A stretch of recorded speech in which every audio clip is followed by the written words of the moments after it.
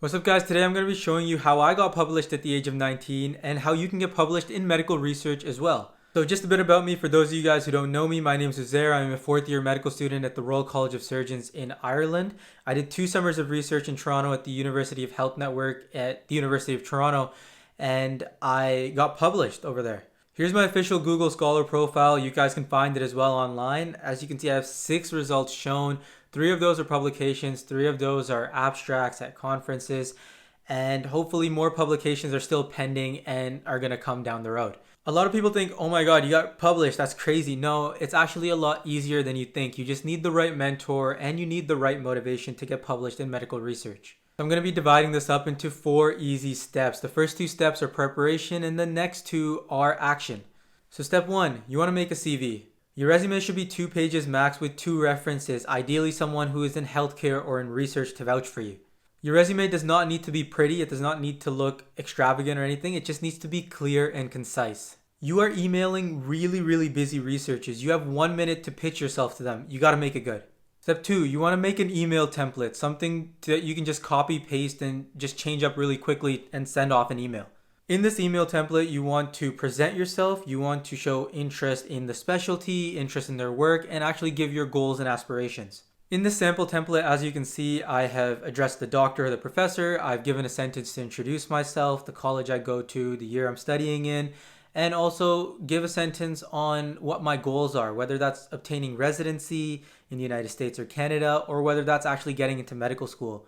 I've also made sure to make note of the specialty, their actual research interests, and also just to give a brief summary about myself and show that I am willing to commit to the project long term. Later on in the video, I'm actually going to put this template into use and show you guys how I would do it. Step 3, find researchers. Literally almost every institution has a research directory, and it's as simple as going on Google, searching up the institution, and putting at the end research directory.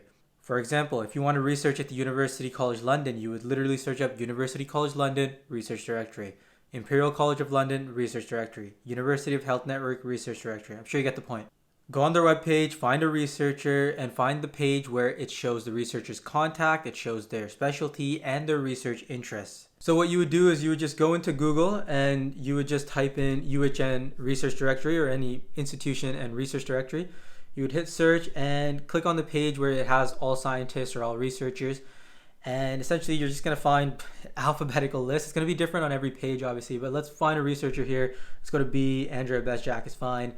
And we're just going to click on it, wait for it to load, and there you go. There's her page, there's her profile. It has her name, preferably MD because doctors of medicine have more clinical research. There's her email, there's her keywords written over there.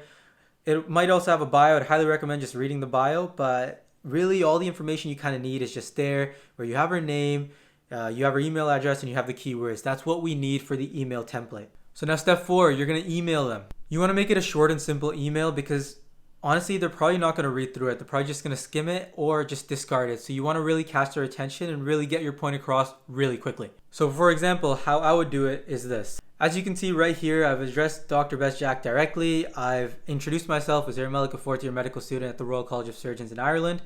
And I've just given my goal of attaining residency back in Canada. I've mentioned her specialty of interest, radiation oncology.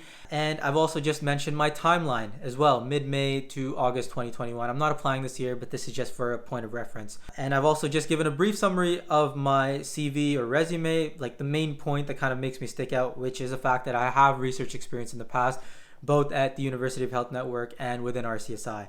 I've also just made sure to mention her research interests just to show that I've actually taken the time to read into what she actually researches about and that I'm still interested in working with her. Finally, I've just made sure to add a sentence that I am interested in working in this project long term and I will dedicate my time, because a lot of students just leave this halfway through and no one really wants that. It's just a waste of time for everyone. And I've just mentioned that I've attached my research CV and I would attach my CV as well. That's important. Don't forget that. I've forgotten that in the past. Thank them at the end and just sign it off. Look, if we're being honest, you probably won't get a response. I didn't get most of my responses. I sent about 150 emails in total and I got about 10 responses, of which 6 of them told me, sorry, we're not looking for anybody. 2 of them told me that they would refer me to a colleague, and 2 of them accepted me, of which 1 I ended up accepting. You want to aim to send about 10 emails a day, and after a certain point, you're going to become very efficient at sending them. In about 15 days, you can actually send about 150 emails, which is exactly what I sent. But make sure you don't spam them because it's actually just annoying, and only ask for follow-up after you hear positive news. Do not be discouraged if you don't hear anything at all. It's completely part of the process. It's okay. Just move forward and keep on emailing. At the end of the day, research is a lot of work, but honestly, it's really worth it. It's really going to make you stick out from anyone else who you are competing against. For example, if you're applying to medical schools, it's really going to make you stick out from everyone else because it shows that you are interested in academics, you're interested in putting in the extra work, and you're interested in research. That's amazing for the institution itself. It matters because when you're applying to residency programs, the top institutions want to take people who are interested in academics and research because that's really going to make their programs set out. And medical schools want people who are going to end up in those top institutions. So put in the time, show passion, show interest, and the results will show, I promise you that. So if you guys enjoyed that video, drop a like down below. I hope that was informative and you actually learned something new. Also comment down below your favorite specialty. I'd love to hear from you guys and actually hear what you guys want to go into. I'm going to be posting every single Friday, so do subscribe and stay tuned.